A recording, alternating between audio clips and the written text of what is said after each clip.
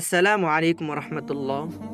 প্রিয় ভাই ও বোনেরা, অনেক সময় আমরা দোয়া করি, হাত তুলে কান্না করি, তবুও দেখি চাওয়া পূর্ণ হচ্ছে না। তখন প্রশ্ন জাগে, কেন আল্লাহ আমার দোয়া কবুল করছেন না? ভাই ও বোনেরা, আসুন আজ আমরা হৃদয়ের গভীর থেকে এই প্রশ্নের উত্তর খুঁজি। আল্লাহ সুবহানাহু ওয়া তাআলা কোরআনে ইরশাদ করেন, সঠিক সময়ে আমি তোমাদের দোয়ার উত্তর দিব। ভেবে দেখো, তুমি হয়তো এখন দোয়া করছো কোনো একটা চাকরির জন্য, কিংবা বিয়ের জন্য, সন্তান সুখ বা সফলতার জন্য।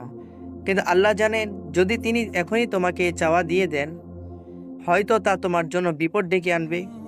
হয়তো তুমি সেই সফলতায় গিয়ে আল্লাহকে ভুলে যেতে পারবে। ভাই ও বোনেরা, মনে রাখো, আল্লাহ তোমার দোয়া ফিরিয়ে দেন না। তিনি হয়তো তাকে দেরি করেন। কেন? কারণ তিনি তোমার জন্য সবচেয়ে উপযুক্ত সময়ের অপেক্ষা করছেন। তুমি যখন সেই সময়ে পৌঁছাবে, তখন তোমার দোয়া এমন এক মজেজায় রূপ নেবে যা তুমি কল্পনাও করনি। রাসূল সাল্লাল্লাহু আলাইহি সাল্লাম বলেছেন, বান্দা যদি দোয়াতে অবিচল থাকে, তাড়াহুড়া না করে, আল্লাহ তার দোয়া কবুল করেন। তুমি কি জানো, তুমি যখন দোয়া করো, আল্লাহ ফেরেশতাদের আদেশ দেন, আমার বান্দাকে পরীক্ষা করো, আমি তাকে আমার রহমতের বিশেষ সময়ে তা দিয়ে দিব। তোমার প্রতিটি কান্না জমা হয় আল্লাহর কাছে, প্রতিটি দীর্ঘশ্বাস রেকর্ড হয়। সে মহামুহূর্তে যখন তুমি নিজেও আর আশা রাখছ না, ঠিক তখনই আল্লাহ তোমাকে এমনভাবে দান করবেন যা তোমাকে সিজদায় ফেলে দিবে, কাঁদিয়ে দিবে। ভাই ও বোনেরা, তুমি যদি জানতে তোমার প্রতিটি দোয়া আল্লাহর কাছে কত মূল্যবান, তবে কখনো হতাশ হতে না।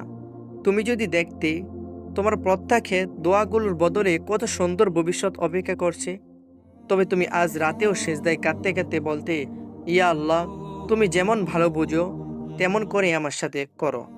মনে রেখো, যখন তোমার দোয়া বিলম্বিত হয়, তখন আল্লাহ তোমাকে বলছেন, হে আমার বান্দা, আমি তোমার চেয়ে বেশি ভালো জানি কখন কিভাবে তোমাকে দিতে হবে। তোমার জন্য হয়তো দেরি হচ্ছে, কিন্তু তুমি যেদিন পাবে সেদিন বুঝবে আল্লাহর পরিকল্পনাই ছিল সবচেয়ে সুন্দর। ভাই ও বোনেরা, আজ রাতে আবার হাত তোলো, আবার কান্না করো, আবার বলো, ইয়া আল্লাহ, আমি জানি তুমি আছো। ইয়া আল্লাহ, তুমি আমার কান্না শুনছো। ইয়া আল্লাহ, তুমি আমার জন্য অপেক্ষা করছো সবচেয়ে সুন্দর মুহূর্তে দোয়া কবুল করতে। আজ থেকে মনে রাখবি, দোয়া বিলম্বিত হওয়া মানে কখনোই প্রত্যাখ্যান নয়, বরং আল্লাহ তোমাকে বলছেন, সবর করো, আমি তোমার জন্য এমন কিছু রেখেছি যা তুমি কখনো ভাবোনি। আল্লাহ আমাদের সকল অপেক্ষা সফল করুন। আল্লাহ আমাদের প্রতিটি হারানো স্বপ্ন পূরণ করুন। আমিন।